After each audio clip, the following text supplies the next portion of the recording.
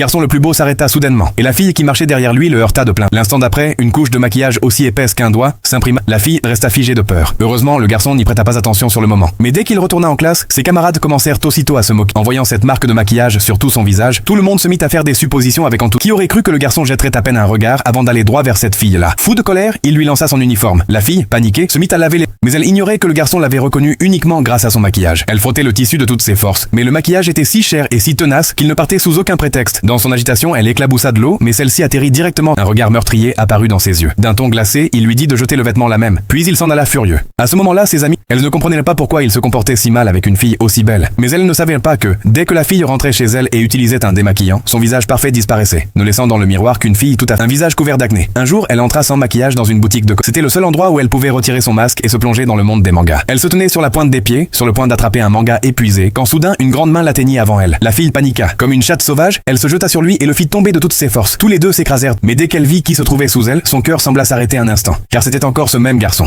Et ce qu'elle n'aurait jamais imaginé, c'est qu'il l'avait déjà reconnu.